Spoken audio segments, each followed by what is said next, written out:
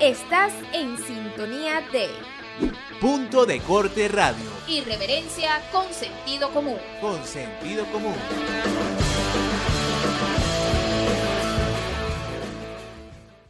Bien, amigos de Punto de Corte Radio, pues ya en este último segmento vamos a tocar un tema importante, el tema de la educación, como mencionamos al principio del programa, a propósito de unas declaraciones de Nicolás Maduro que indicaba que probablemente se culmine el año escolar vía online. Algo por confirmar ya sería a través del Ministerio de Educación, Aristóbulo Istúriz, pues durante esta semana, no sabemos qué día específicamente, pero así lo indicó Nicolás Maduro. Es un tema súper importante, hay muchas variables que evaluar, las consecuencias de esto, el impacto que va a tener, por supuesto, en el aprendizaje de todos los niños, y también el tema incluso contractual, salarial de los docentes, que ya venía siendo incluso un inconveniente, algo que había generado una serie de protestas del gremio en los últimos meses, y que esta cuarentena, por supuesto, no va a pasar desapercibida, y también es algo que preocupa, ¿no?, a todos los maestros, tanto del sector público como privado, ¿no? Para ello, nosotros a esta hora vamos a hacer un contacto telefónico con Griselda Sánchez. Ella es coordinadora de la Coalición Sindical por el Sector de Educación y además secretaria de reclamos del Sindicato de la Federación Venezolana de Maestros. Ya Griselda, por supuesto, la hemos tenido en varias oportunidades aquí en Punto de Corte, y pues es la cara visible también de esta lucha gremial de los docentes en el país. Griselda, muy buenos días, ¿cómo estás? Gracias, Joan, gracias por la oportunidad, y bueno, de verdad un saludo a todas las personas que nos sintonizan en este momento. Verdaderamente no esperábamos menos que se dijese que el año va a terminar vía online. Creo que definitivamente Aristóbulo sigue mintiéndole al país. Yo tengo que decir, Joan, que el 80% de la población de los maestros de la escuela pública de este país y de los estudiantes de la educación pública del país no cuentan con Canaima.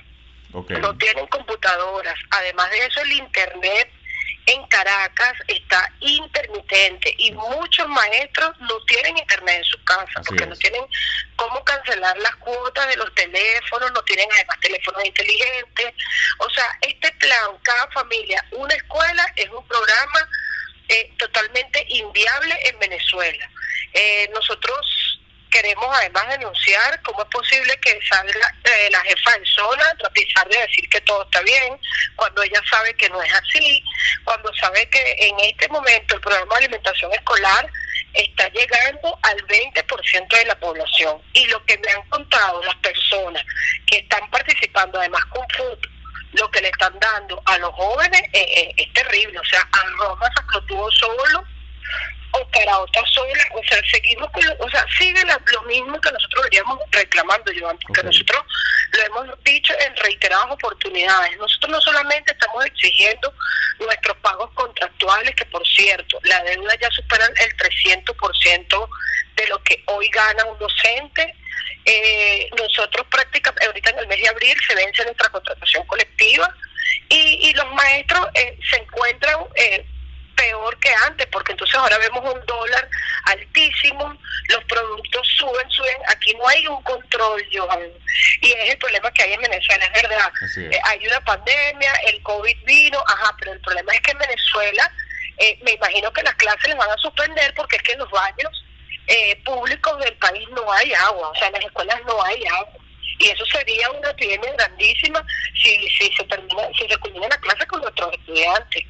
Griselda, disculpa que te interrumpa, pero precisamente es importante la idea que estás planteando, sobre todo tomando en cuenta esas variables de la falta de internet, pues seguro, garantizado 100%, el tema de el acceso a computadoras, a Canaima, entre otras circunstancias, ¿no? Pero ¿cuál sería entonces de alguna forma la solución? El sindicato, la federación de alguna forma se ha reunido y decir, mira, nosotros podemos hacer esta propuesta, así no nos escuchen, pero tomando en cuenta, por supuesto, esta situación de prevención que de alguna forma hay que cumplirla, ¿no? Creamos o no en las cifras que se están dando de manera oficial, creo que es algo que debe prelar, ¿no? ¿Cómo se pudiera culminar el año escolar cumpliendo con los parámetros establecidos para las evaluaciones, si de manera online es difícil por todo esto que mencionas? ¿Cómo pudiera hacerse eso? Claro, lo que pasa, Joan, es que yo creo que en un país donde tuviéramos nosotros un ministro serio y responsable, saldría a decir: señores, aquí el 80% de la población perdió el año escolar. Porque te voy a explicar, o sea, antes de esto, ya los liceos y las escuelas vivían con problemas grandísimos por los profesores que no estaban en la escuela. Los alumnos que se encontraban en las mismas condiciones que los profesores. Es decir, ¿quiénes pudieron haber terminado un primer y un segundo lapso y lo pudieron hacer de la mejor manera? Las escuelas A ver y las escuelas Fe y Alegría. Okay. Y te puedo decir un número muy bajito de instituciones públicas donde quizás se pudo sostener, porque hay directores que han buscado la forma de que le entreguen bolsa. O sea, hay directores que se han reinventado para que su personal no se les vaya, pero eso es un número muy bajo, o sea, no es un número representativo. Entonces, y la gente se pregunta: ajá, ¿y qué hacemos? ¿Perdemos el año escolar? Bueno, entonces la pregunta es, bueno, ¿y qué hacemos? ¿Seguimos promoviendo mediocridad? Es decir, el año escolar iba vía suspenderse igual. ¿Ah? Es decir, que el año escolar igualito iba en vías de suspenderse igual por la falta de logística. Iba bien suspenderse, porque es que los reportes que tenemos, directores, profesores, o sea, mandando mensajes, estamos buscando profesores, necesitamos 7 profesores para el Liceo X de Caricuao. ¿Por qué? Porque es que el tema no es el COVID, o sea, en este momento es el COVID, pero antes del COVID era la situación contractual de los trabajadores de la educación. Mira, los obreros, los administrativos y los maestros no estaban viendo las escuelas, y sobre todo los maestros desertaron, o sea, los maestros se reinventaron: bueno, que me terminen de votar, yo no me puedo morir de hambre, yo tengo mi familia, yo tengo que ver qué hago. Y bueno, y salieron a reinventarse, unos a trabajar con algunos médicos, otros a vender tortas, a vender café, lo que nosotros hemos dicho. O sea, y esto es una realidad. O sea, ese segundo lapso de la mayoría de los jóvenes de este país, Johan, estuvo muy atropellado. Entonces yo me pregunto, ¿promovemos estudiantes que no tienen la preparación académica, que verdaderamente no tienen la formación? Porque tengo que decirlo, fue este gobierno quien los dejó a ellos sin estudio. Fueron ellos los que le quitaron el pasaje, fueron ellos los que permitieron que los padres se tuvieran que ir, muchos del país, y lo están criando los abuelos. O sea, aquí había una catástrofe antes de esto que está ocurriendo ahora. Entonces, ¿cómo promovemos? O sea, ¿qué podemos decirle a la población? Bueno, vamos a inventar unas clases online y vamos a ver cómo nos comunicamos. No, Joan, porque fíjate, en un salón donde, por decirte, hay 20 estudiantes inscritos, solamente 3 o 4 han logrado comunicarse con los profesores. Okay. Y el resto está viendo cómo hace, me imagino, el resto está viendo cómo vive, porque es que la realidad de los padres no es distinta a la del maestro. A los padres también, muchos son empleados públicos, otros son buhoneros, y están viendo es cómo sobreviven. No les importa en este momento. Mira, si mi hijo perdió el año, bueno, que lo pierda. Yo diría, mira, con mucha responsabilidad, aquí prácticamente, ¿quiénes pueden promoverse? La gente, los estudiantes que están en estas instituciones privadas, que culminaron verdaderamente su segundo lapso, y lo que le quedó fue este mes, que bueno, lo pudieron haber manejado por internet porque son otras condiciones. Okay. Pero la condición de la educación pública no es viable, pero no es por el COVID, no es viable porque las políticas públicas que se han generado no permiten que este proceso verdaderamente culmine para nuestra población. Entonces, si estamos buscando calidad, si queremos formación de verdad, de primera, tenemos que empezar por admitir que fracasamos, o sea, digo, el gobierno nacional fracasó en el proyecto político educativo, y que ese plan, cada familia en la escuela, pues definitivamente no es viable. O sea, de 100 escuelas que hay en La Vega, en Catia, lo están aplicando 5 escuelas, entonces eso no es un indicador favorable para la población. Y es a eso lo que nosotros nos referimos. O sea, yo diría, mira, con mucha responsabilidad, y le digo a los ciudadanos con mucha responsabilidad, mira, el primer derecho que nosotros como padres o madres de familia debemos garantizar en este momento es el derecho a la vida. Ahorita todo el mundo en su casa, los que tienen 2 o 3 hijos pequeños, se están reinventando con esos 2 o 3 hijos. Es mentira que lo vas a parar temprano para que haga las actividades. Eso es una farsa. Porque más bien todo el mundo está viendo, bueno, ¿y qué hacemos? los ponemos a hacer ejercicio. O sea, nosotros lo que hemos hecho es orientar a quienes nos llaman, miren, vamos a hacer esto, quienes tengan algún teléfono inteligente que podamos estar en contacto, pónganse a leer, vamos a escribir, vamos a hacer comprensión lectora, que es lo básico, pues yo. Claro. Pero no, o sea, ya la parte de física, química, matemática, ¿quién puede con eso? Solamente los especialistas en el área. Sí. Nosotros sabemos lo básico, pero no pasamos de ahí. Pues. Aquellos padres que sean docentes, creo que van a tener que, de alguna forma, es más factible, ¿no? Para esos niños, pero los que no son, hay un tema pedagógico ahí también interesante que incluso algunos psicólogos han mencionado, ¿no? No todos los padres están preparados para impartir una clase pues a sus hijos, porque así sean sus hijos, porque precisamente no tienen la preparación pedagógica. Griselda, antes de finalizar, una última pregunta, porque tenemos que hacer de alguna forma recordar en la situación en la que estábamos. Yo conversaba con uno de los docentes la semana pasada y le mencionaba que probablemente una vez finalice esta situación de cuarentena, vayamos a ver una mayor deserción de alumnos, porque muchos han tenido que pues incorporarse al sistema laboral, porque toda esta situación de cuarentena pues ha agravado la situación económica de las familias, ¿no? Entonces, ¿cómo, para especificar y concretar, en cuánto era el porcentaje de deserción estudiantil y cuánto era el porcentaje de deserción de maestros antes de esta cuarentena, para de alguna forma tener una visión de cuando culmine toda esta condición, en cuánto va a quedar, ¿no? Bueno, ya la de los maestros iba por el 50%. El 50% de los maestros o bien sea estaban fuera del país, o sea, no el 50% o estaba fuera o estaba adentro, pero reinventándose, ya no están viendo a las escuelas o a los liceos. Estamos hablando del sistema público, ¿no? De los educadores y de los estudiantes el mismo número. Es más, de los estudiantes sí ha habido una variación, porque uno del año, un 53%, o sea, según la encuesta de lo que se aplica cuando se hacen las visitas en las instituciones y el reporte que nos pasan los maestros, estaba también fuertemente la deserción escolar, sobre todo en los liceos. Así en el liceo grandísima. Nosotros visitamos el liceo y entrábamos y bueno, y aquí no hay clase.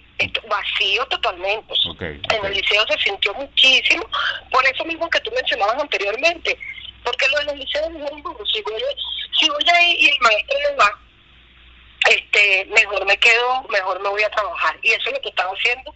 Eso es lo que estaban haciendo nuestros jóvenes en el liceo. Así es. Pero ahora sí se pudo sostener un poco más la matrícula en las escuelas AB, en los colegios Fe y Alegría, porque tienen una mejor infraestructura, porque les llega algunos, ¿no? Porque no a todos tampoco, pero a algunos les llegan sus alimentos, los profesores se han sostenido porque tienen otras condiciones. Esos son los que, un poquito, a pesar de ser educación pública, que han podido tener un mejor manejo. Pero las públicas, las instituciones, por ejemplo, Juan Rodríguez Suárez, la Escuela Técnica Lino Gallardo, eso se vino al piso. Los profesores de Lino Gallardo, que es una escuela técnica, dicen, eso lo que le quedó técnico fue el nombre, y no hay nada para enseñar a nuestros jóvenes.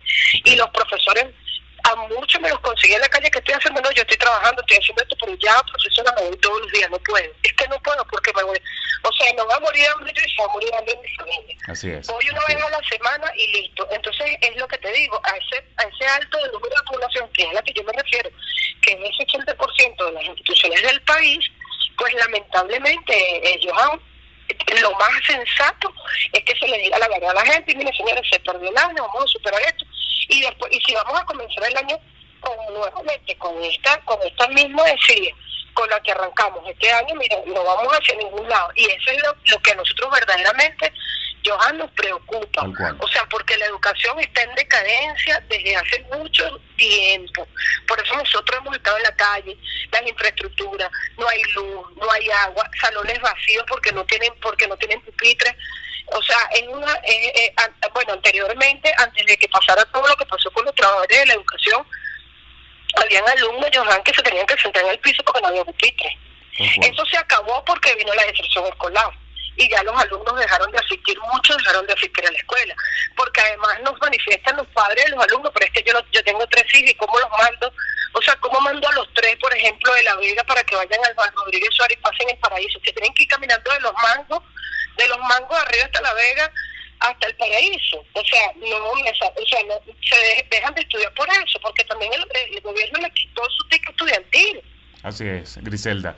¿Eh? Súper agradecido con todo este balance que nos das. Tengo que despedir rápidamente el programa, pero seguramente seguiremos en contacto.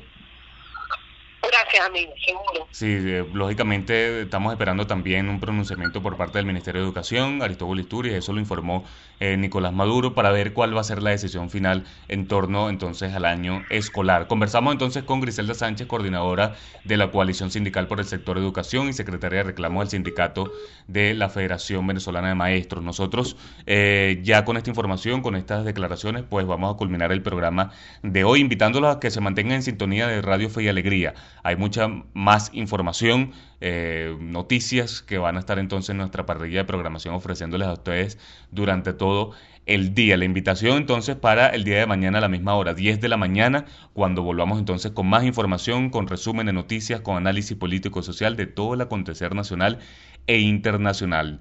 Se despide entonces en la dirección general Carlos Alaña, en la coordinación de la emisora Wirmeles Villalobos, en la producción y la locución Joan Álvarez, certificado locutor número 53011. Recordando que este programa se grabó el día de hoy, lunes 4 de abril del año 2020.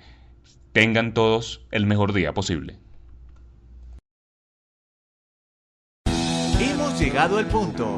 Es el final de nuestra misión diaria. Joan Álvarez y Nickmer Evans se preparan desde ya para una próxima emisión. Mientras tanto, puedes mantenerte al día con todo lo que es noticia en nuestros puntos de información. En la web nos consigues como puntodecorte.com. Y en nuestras redes sociales, @puntopisodecorte. Punto de Corte Radio. Irreverencia con sentido común.